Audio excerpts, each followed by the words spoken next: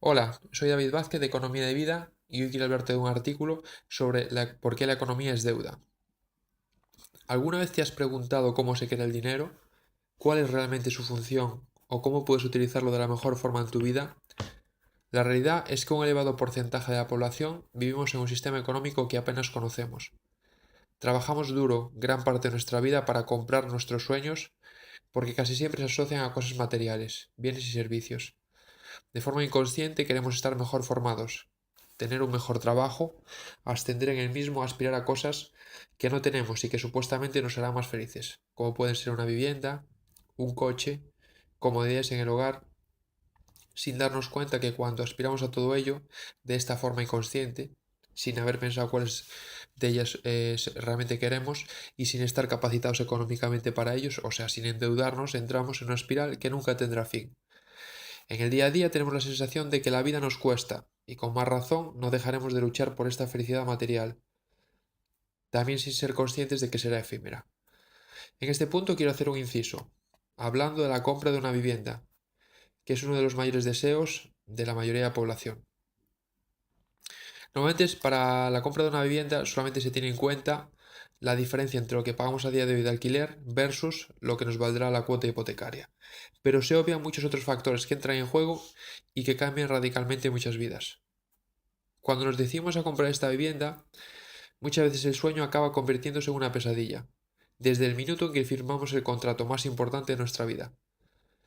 Es entonces cuando comenzamos a dejar dinero en forma de goteo constante y de por vida, para pagar nuestra querida casa. Gastos como la propia deuda hipotecaria, la entrada de la vivienda, gastos notariales, seguros, escrituras, impuestos locales varios, las propias reformas de la vivienda o la decoración, nos lleva sin darnos cuenta a cambiar nuestro pensamiento inconsciente. Pasamos de un sueño que nos motiva a una realidad que nos pesa como una losa, pues lo primero en lo que pasamos a pensar mensualmente es al pago de esta hipoteca, antes incluso de cubrir muchas necesidades básicas, imprescindibles para vivir. Una vez liquidamos esto, llegan, si hay dinero y ganas, las reservas del ahorro para otras cosas que nos apetece, pero que quedan en un segundo plano. Esto sucede recurrentemente cada mes. No son pocos los clientes que incluso tras haber liquidado la deuda han quedado marcados por esta situación y tienen claro que no volverían a hacer lo mismo. A mayor de todo esto es importante reflexionar sobre cómo hacemos este pago hipotecario. Firmamos esta hipoteca pensando que es el único y mejor camino para acceder a nuestro sueño, a nuestra seguridad hogareña, incurriendo en una deuda que no hace sino mostrarte que estás intentando acceder a algo para lo que a día de hoy no tienes dinero, sin haberte preguntado si habría otro posible camino o sin cuestionarte la opción de seguir viviendo en alquiler y mejorar esta educación financiera para poder acceder a tu propia casa de otra manera bien diferente. Pero una información mucho más profunda a la que casi nunca llegamos es aquella en la que no nos damos cuenta de que adquiriendo una deuda hacemos que el sistema perverso de que formamos parte sea todavía más corrupto. Para entenderlo tenemos que comprender por qué el dinero es deuda y por qué el sistema actual, sustentado por las instituciones bancarias, está basado en deuda y esta deuda no se podrá liquidar nunca. Todo lo contrario, crece y crece más de forma exponencial hasta la siguiente crisis. Es un sistema cíclico que necesita de la crisis para volver a comenzar, con todas las consecuencias, personas que deja por el camino. Vamos a entrar un poco de historia para entender todo esto. Hasta la revolución industrial el ser humano se relacionaba en comunidades y tenía la capacidad de producir los bienes, aquello que nos daba la naturaleza y servicios, el valor de las actividades producidas por el propio ser humano. Era autosuficiente en la mayoría de aspectos, con lo que no necesitaba el dinero para la mayoría de cosas. Todo esto cambió radicalmente con la revolución industrial.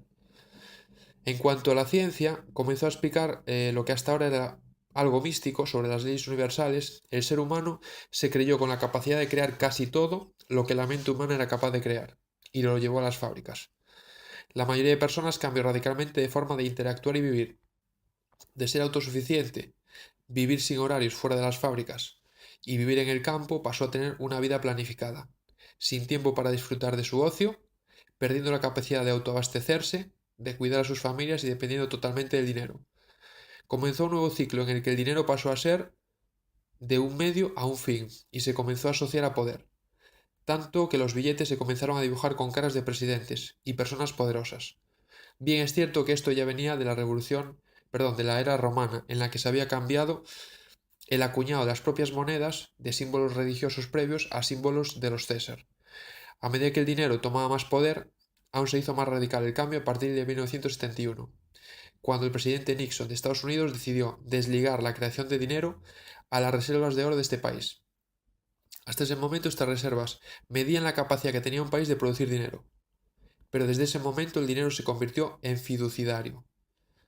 Se les dio a los bancos la capacidad de crear dinero de la nada, literalmente, sin un respaldo en valor, como el oro o algo medible que tenía cada país, simplemente como un cheque de deuda contra el propio gobierno que habría de pagar. Desde este momento se cambió el curso de la historia. Todo el dinero que comenzaron a crear las reservas federales como en Estados Unidos o los bancos centrales como en Europa era deuda, porque nacía como una deuda contra los gobiernos que habría que pagar. A mayores de esto se creó la ley fraccionaria, que comprenderás a través de un ejemplo.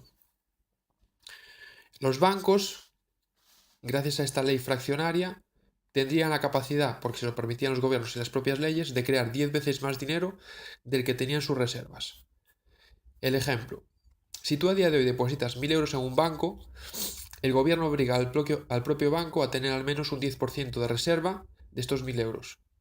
O sea, 100 euros tendrían que estar como reserva en el propio banco. El resto los puede prestar, los 900. Esto sucede en todos los bancos, salvo la banca islámica, a la que el Corán obliga a tener el 100% del dinero en sus reservas. Entonces, estos 900 euros restantes son prestados por el propio banco a otros bancos o particulares, con los correspondientes intereses. En el momento en que otro banco recibe estos 900 euros, dejará en reserva el 10%, o sea, 90 euros, y prestará 810 euros, con los correspondientes intereses. Esto se repetirá hasta que se hayan prestado el resto del dinero, de esos 1.000 euros que ha entrado inicialmente. Con lo que se habrán creado 9.000 euros más de la nada. Tú has depositado 1.000 y a través de estos préstamos se han creado 9.000 euros ficticias, que de alguna manera se tendrán que inyectar en la economía. Esta deuda creada habrá que pagarla, a través de crear más dinero ficticio, por parte de los propios bancos para inyectar en la economía. De esta forma te darás cuenta de que no solo el dinero que pides prestado, sino el que pasa por tus manos ayuda a crear más deuda. Y solo puede mantenerse si las economías crecen más y más a través de crear más bienes y servicios. El gran problema de esto, aparte de necesitar crecer constantemente, es que el crecimiento no es lineal, sino exponencial. Para ello te lo explico con otro ejemplo. Cuando tú prestas 10 euros, o cuando el banco te presta 10 euros, se crean unos intereses asociados. Estos intereses son exponenciales. Si se prestan 10, se devuelven 11. Si se prestan 11, se devuelven 12,5. Y así sucesivamente. En cuanto aumenta la cantidad, aumenta el interés que habrá que devolver, hasta que se vuelve prácticamente infinito. Llega un punto que los intereses que se deben a través del pago de la deuda y los préstamos son exponenciales. Nunca podrán llegar a pagarse, salvo a través del colapso de la propia economía cada cierto tiempo, o sea, la crisis en la que quiebran las deudas, que no se pueden pagar. Se hace un barrido y comienza un nuevo ciclo. Todo esto tiene una lectura importante. Si el modelo de nuestra economía actual es deuda, el seguir creando deuda no es la mejor forma de solucionarlo. Para mí, el pedir dinero prestado a través de deuda es el síntoma más claro de que crecemos a un ritmo superior al que el planeta puede regenerarse. Si no somos capaces de conseguir estos bienes y servicios simplemente con el dinero que ganamos y a través de nuestros ahorros, no seremos capaces de solucionar el problema del deterioro medioambiental en el que vivimos, con lo que estamos enterrando nuestra propia tumba. Vivimos en un planeta limitado que no estamos cuidando. Si pensamos que el único camino para conseguir bienes y servicios es deuda, es que estamos a nivel primario, en el colegio, con la inteligencia financiera, lo que se derivará en que alguien se ocupará de utilizar nuestro dinero y nuestra vida para sus intereses. ¿Crees que alguien lo hará para cambiar tu vida o simplemente para llevarte al lugar que deseas?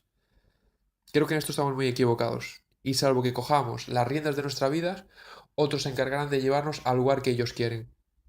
La buena noticia es que a través de información y una buena gestión no solo podemos parar toda esta sangría, sino crear una nueva realidad para nuestro día a día que sea favorable para llevar la vida que deseamos. A día de hoy tenemos suficiente información a nuestro alcance. Solo depende de nosotros decidir el precio que queremos pagar por vivir. Porque no lo olvides, siempre pagas un precio. Pero no pienses que por pagar poco en determinadas cosas vas a vivir mejor ni mucho menos.